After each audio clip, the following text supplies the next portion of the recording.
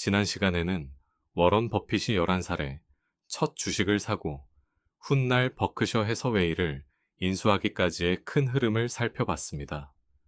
오늘은 그 흐름 속에서 가장 중요한 전환점, 바로 벤저민 그레이엄과의 만남을 좀 더 깊이 들여다보려고 합니다. 버핏은 여러 인터뷰와 주주서한에서 반복해서 이렇게 말해왔습니다. 자신의 투자 인생을 만든 두 가지는 태어난 나라, 그리고 벤저민 그레이엄이었다고 말이죠. 오늘은 그 그레이엄이 누구였는지, 그의 책 현명한 투자자가 버핏에게 구체적으로 어떤 영향을 줬는지, 그리고 담배꽁초 투자법이라 불리는 초기 투자 방식이 무엇이었는지 차례로 살펴보겠습니다. 버핏이 벤저민 그레이엄의 이름을 처음 접한 건 대학 시절이었습니다. 그는 네브래스카 대학교를 졸업할 무렵 그레이엄이 쓴 현명한 투자자를 읽게 됩니다. 이 책은 1949년에 처음 출간된 책으로 오늘날까지도 투자 분야의 고전으로 꼽힙니다. 버핏은 이 책을 읽고 난 소감을 여러 차례 공개적으로 밝힌 바 있습니다.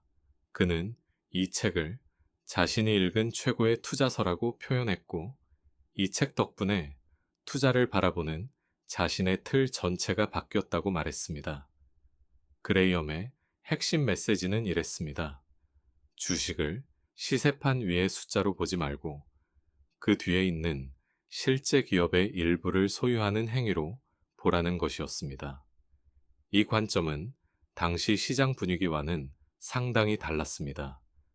많은 투자자들이 주가의 흐름이나 시장 심리를 좇치던 시기에 그레이엄은 기업이 실제로 얼마만큼의 가치를 갖고 있는지를 먼저 따지라고 말한 것입니다. 이 책에 매료된 버핏은 그레이엄이 강의하고 있던 컬럼비아 경영대학원에 진학하기로 결심합니다. 버핏은 컬럼비아 경영대학원에 입학해 벤저민 그레이엄의 수업을 직접 듣게 됩니다.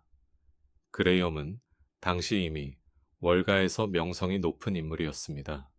그는 데이비드 도드와 함께 쓴 증권 분석이라는 책으로 먼저 이름을 알렸고, 이 책은 현명한 투자자보다 앞서 나온 좀 더 학술적이고 전문적인 성격의 저작이었습니다. 버핏은 그레이엄의 수업에서 남다른 두각을 나타냈다고 알려져 있습니다. 그는 그레이엄에게 배운 개념들을 단순히 이론으로 받아들이는 데 그치지 않고 실제 상장된 기업들의 재무제표를 뒤져가며 그레이엄의 방식을 스스로 적용해 보곤 했습니다. 졸업 후 버핏은 그레이엄이 운영하던 투자회사 그레이엄 뉴먼 코퍼레이션에서 일하게 됩니다. 이 시기 그는 그레이엄의 투자 방식을 이론이 아니라 실무로 직접 체득하게 되는데, 이 경험은 훗날 그가 독립해서 자신의 투자 조합을 운영할 때 그대로 뼈대가 됩니다. 버핏은 컬럼비아 경영대학원에 입학해 벤저민 그레이엄의 수업을 직접 듣게 됩니다. 그레이엄은 당시 이미 월가에서 명성이 높은 인물이었습니다. 그는 데이비드 도드와 함께 쓴 증권 분석이라는 책으로 먼저 이름을 알렸고, 이 책은 현명한 투자자보다 앞서 나온 좀 더 학술적이고 전문적인 성격의 저작이었습니다. 버핏은 그레이엄의 수업에서 남다른 두각을 나타냈다고 알려져 있습니다. 그는 그레이엄에게 배운 개념들을 단순히 이론으로 받아들이는 데 그치지 않고 실제 상장된 기업들의 재무제표를 뒤져가며 그레이엄의 방식을 스스로 적용해 보곤 했습니다. 졸업 후 버핏은 그레이엄이 운영하던 투자회사 그레이엄 뉴먼 코퍼레이션에서 일하게 됩니다. 이 시기 그는 그레이엄의 투자 방식을 이론이 아니라 실무로 직접 체득하게 되는데, 이 경험은 훗날 그가 독립해서 자신의 투자 조합을 운영할 때 그대로 뼈대가 됩니다. 그레이엄에게 배운 또 하나의 실전 기법이 바로 이른바 담배꽁초 투자법이라 불리는 방식입니다. 이 표현은 버핏이 훗날 자신의 초기 투자 방식을 설명하며 사용한 비유입니다. 길에 떨어진 담배꽁초라도 마지막 한 모금 정도는 공짜로 피울 수 있다는 뜻에서 나온 표현이죠. 구체적으로 말하면 이 방식은 회사가 가진 자산 가치, 특히 회사를 당장 청산했을 때 나올 수 있는 가치보다도 주가가 훨씬 낮게 거래되는 기업을 찾아 사들이는 방법이었습니다.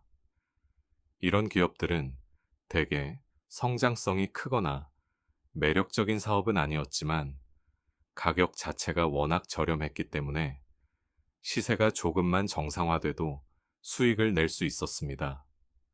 버핏은 1956년 오마하로 돌아와 자신의 투자 조합, 버핏 파트너십을 운영하던 시기에 이 방식을 실제로 적용했습니다. 이 시기 그가 냈던 실적은 그레이엄에게 배운 이 원칙이 실전에서도 유효했다는 것을 보여주는 근거가 되었습니다.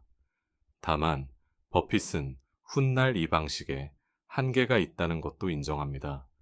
저평가된 기업을 사서 가격이 정상화되면 팔아야 하는데 이런 기업들 다수가 애초에 사업 자체가 부진했기 때문에 규모가 커질수록 이런 담배꽁초를 계속 찾아내기가 점점 어려워졌기 때문입니다. 이 한계는 이후 버핏의 투자 방식이 변화하는 계기 중 하나가 되는데 이 부분은 다음 회차 찰리 멍거와의 만남에서 더 자세히 다루겠습니다. 오늘 살펴본 내용을 정리해 보겠습니다.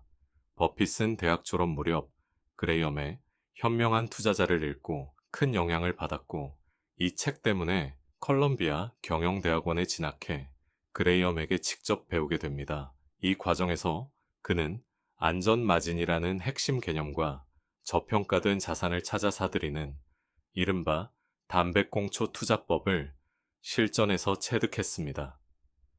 이 시기에 형성된 사고방식, 즉 주가와 기업의 실제 가치를 구분해서 보는 습관은 이후 버핏의 투자 인생 전체를 관통하는 가장 근본적인 뼈대가 됩니다. 다음 시간에는 이 방식이 어떻게 변화했는지, 그리고 그 변화에 결정적인 역할을 한 찰리 멍거와의 만남에 대해 다루겠습니다. 싼 기업에서 적당한 가격의 훌륭한 기업으로 버핏의 기준이 어떻게 바뀌었는지 함께 살펴보시죠. 오늘 영상이 도움이 되셨다면 구독과 좋아요 부탁드리고 다음 회차에서 뵙겠습니다. 감사합니다.